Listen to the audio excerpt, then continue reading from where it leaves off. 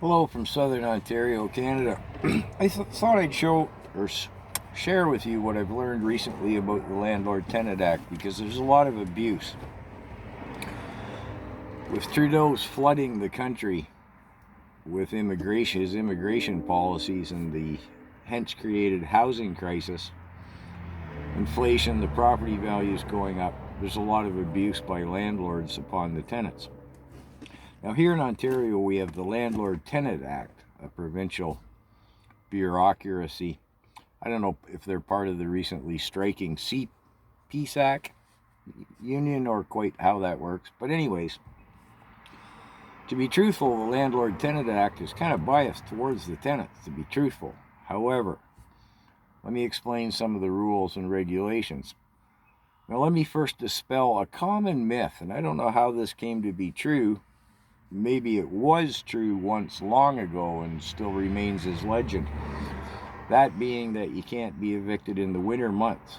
It's not true. There's no clause anywhere in the Landlord-Tenant Act about what season it is or isn't.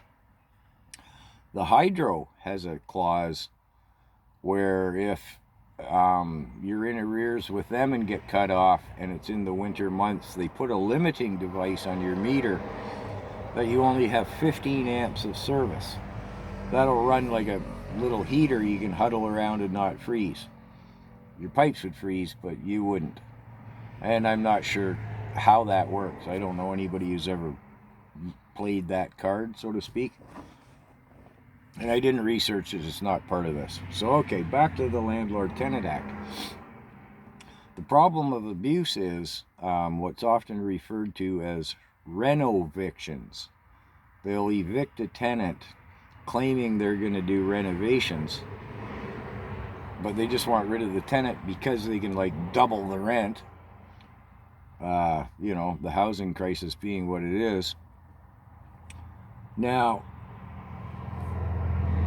let me go back and say the landlord, to evict a tenant for whatever reason, I'll come to the 3 different reasons that might happen, has to go to the Landlord-Tenant Act board, get the appropriate forms for each circumstance, file them with the Landlord-Tenant Act, and then serve them appropriately to the tenant. So, in a situation such as mine, on their not legal landlord-tenant board forms, they just give me a handwritten thing, which is junk. But what they're supposed to do is fill out the appropriate forms. It's supposed to be served on the first of the month for 60 days, unless perhaps your lease or tenancy agreement happened to fall in the middle of the month, at which case it would go middle of month.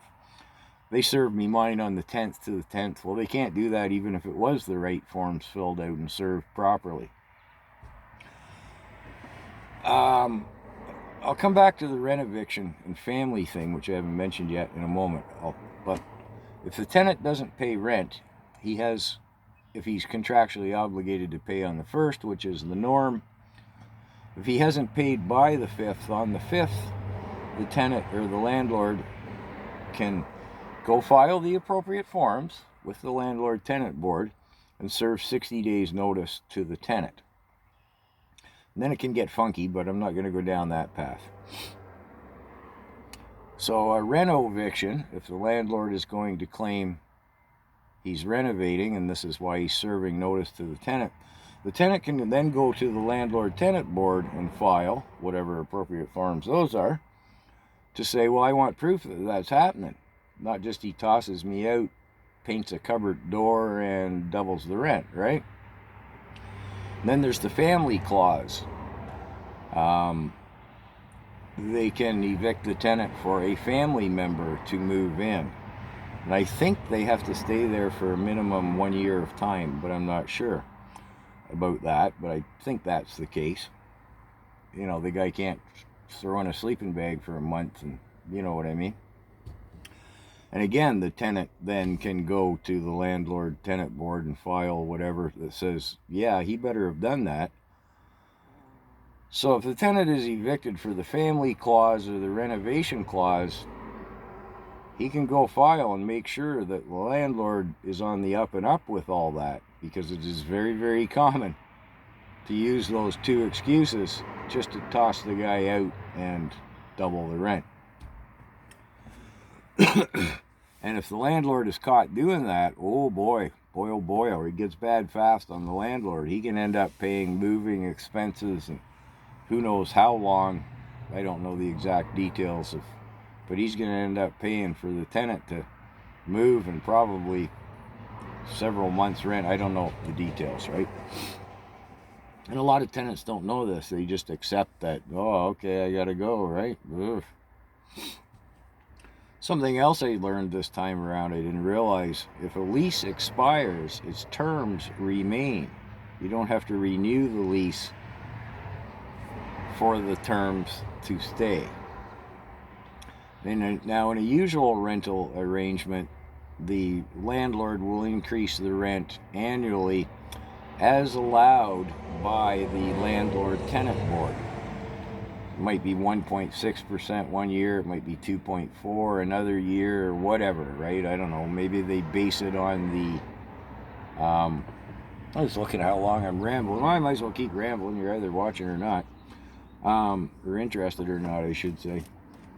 I guess that's based somehow loosely on the inflation rate, right? So in some instances, well, I don't want to get into, I give away too much in my situation here. Not that the landlord watches my videos, but anyways. Here's the hook. The COVID has put the landlord-tenant board behind schedule 6 to 8 months. So let's say I was getting evicted for not paying rent, which is not the case.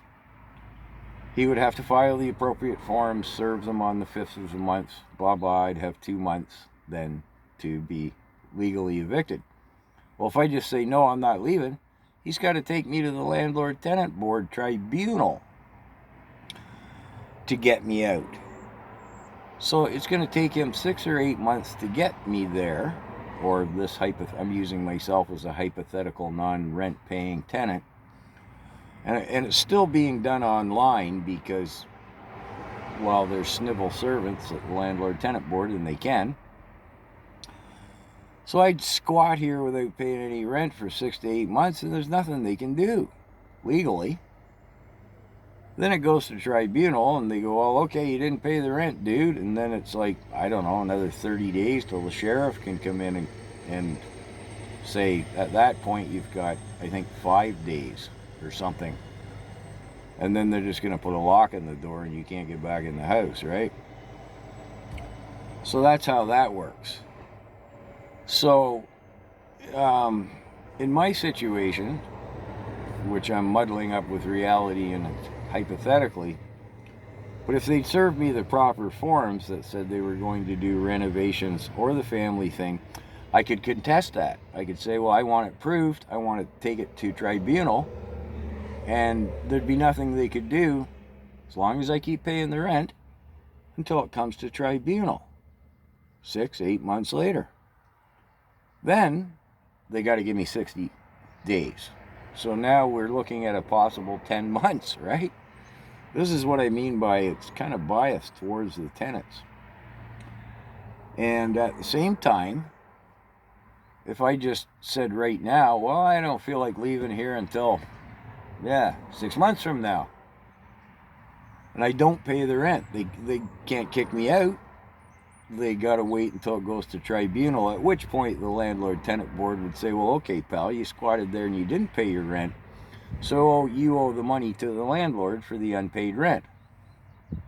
Well, I suppose at that point in time, he'd have to take me to small claims court to get it. I don't know if the landlord-tenant board... No, they don't have... I shouldn't say. I don't think that they can garnish your wages. So I shouldn't say whether I do or don't know that, because I'm not going to go down that path, so I didn't ask them what the rules work there. So anyways, I just thought I'd share this in case there's, and I appreciate a lot of people were giving me advisement and suggesting I look into my rights. Well, I had already, right?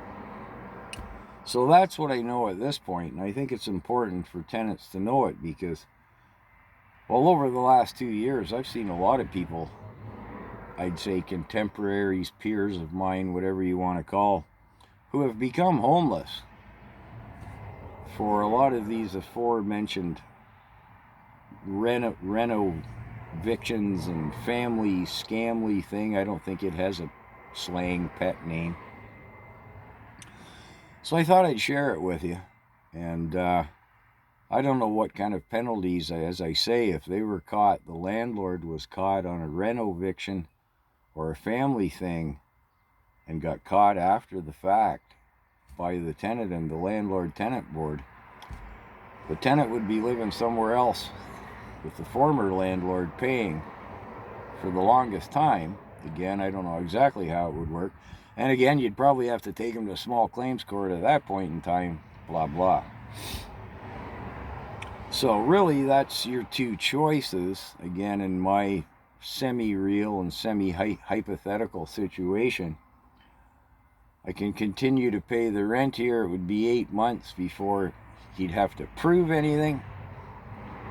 Or I can simply sit here and not pay any rent for the whole time. So, but it's all in the taxpayer's dime in the long run because landlord-tenant board people are sitting at home backed up for 6 or 8 months because, well, there was a panda? I don't know. Anyways, just thought I'd let you know that. Might help out one person. Take care, everyone.